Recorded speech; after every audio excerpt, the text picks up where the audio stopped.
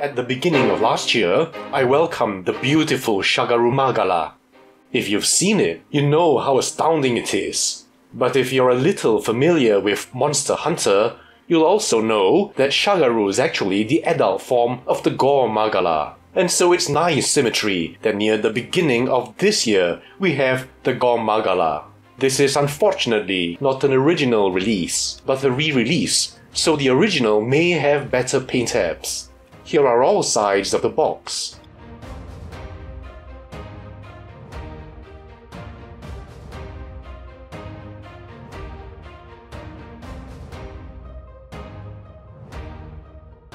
And it follows the old huge clamshell style protection.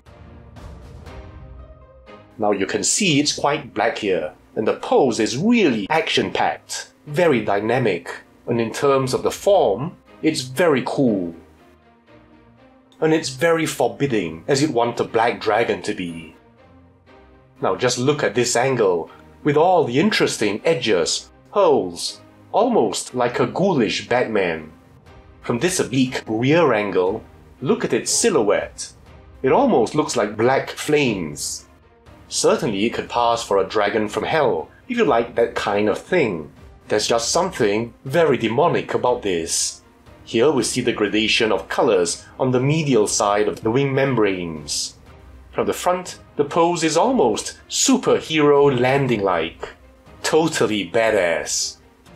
Now here we're closer, and I think you can see a problem. Although the texturing is good, the paint application is very simple. Now look here in the horns, and the mouth. It's all just one color of purple. Now this kind of flatness is disappointing in a model from this pedigree. From here you can see how those scales, almost overlapping here, have a very segmented yet organic look.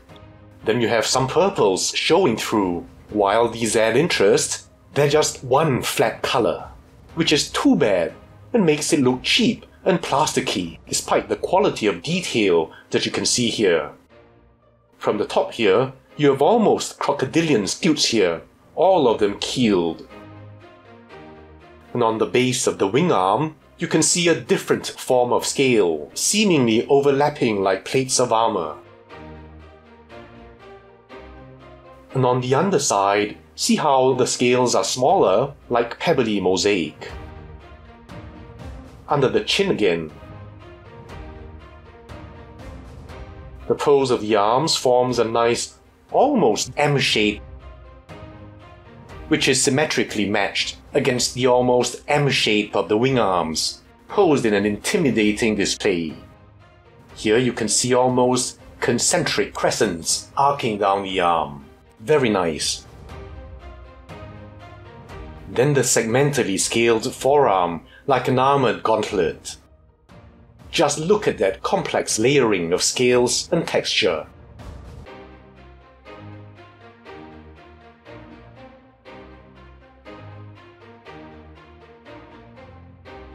Here at least, there is some color complexity in the claws.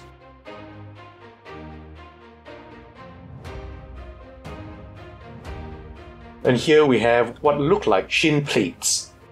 And even the claws here. In fact, they seem more complexly painted than the main body, which is disappointingly devoid of any color complexity. And even in these better painted areas, it's really nowhere close to what I know they could have done. Here we can see the scale detail on the thighs. In terms of detail and textures, they're not far short of other more recent models, which really again highlights the poverty of paint apps. Then on the tail, where you see at least some dry brushing on the lateral side, which if I move around and show you the detail, really emphasizes what a pity the paint job is what it is. Here another angle of the tail. And as always with any dragon, we look at the wings. Now this is a true dragon, so there are 6 limbs. First, the wing arms are very thick. The hands are huge. Now these are actually full hands, not just modified hands and fingers. it's hard to imagine how flight is even possible with these impediments. Here in the forearm, we see some nice detail.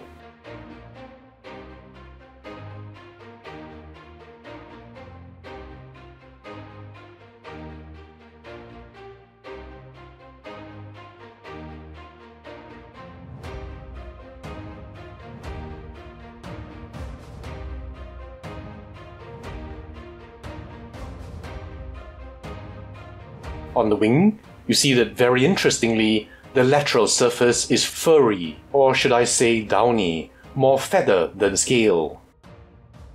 They're very nicely detailed, very realistic. This would look good on a model of any Maniraptoran.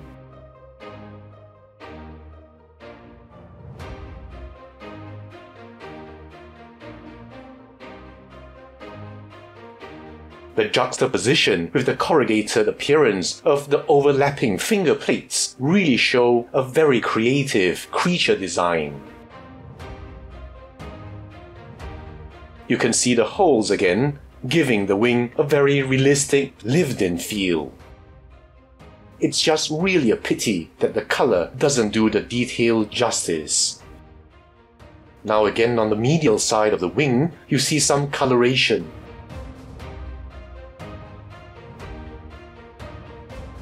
And what's also nice on this side, you see that the wing membrane is made of scales, suggesting that the fur on the lateral side will eventually be shed when it makes its transformation to Gore Magala.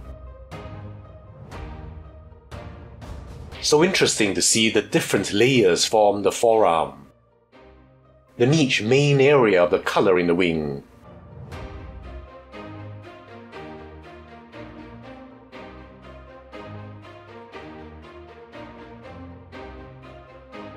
And again in the forearm, you have this layer of scales in a different aesthetic from the wing, so the whole thing looks really good. But again, close up, you can appreciate the poverty of paint complexity.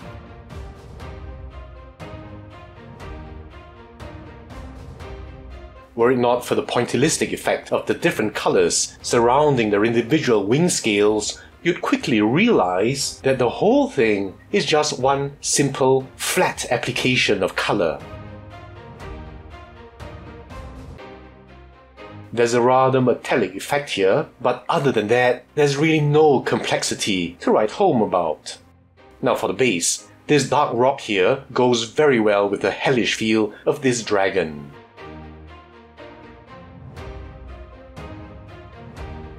Simple dry brushing over the rich amount of texture, much of it shale-like, makes it look ironically better painted than the dragon itself. I know the dragon is black, which might suggest a possible free pass. Still, we've seen other examples of black dragons with added layers of color, interesting shades, and subtle fades, so it's not a good reason. And now a comparison with the Gore Magala. You can see the size difference between the two here. How damn beautiful the Gore looks with its colors. Yet interestingly, if you see the heads are almost the same size with the Gore a bit bigger.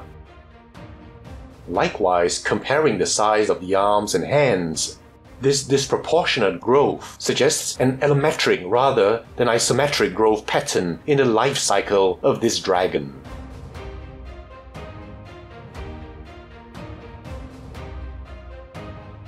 And now you see them together again. I'd say if you can get this cheaply enough and you like the idea of displaying the evolution of one into the other, then get this figure. All in all, it's a pretty nice model to have if you got it for decent prices.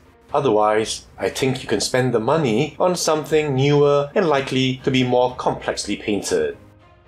So that's it for this model. For various reasons, I really wasted 2024 as the year of the dragon, and I apologize for that. I can only seek to make amends by reviewing the dragons I should have done last year. So look out for more this year is all the promise that I can make for now. I'll see you in the next video.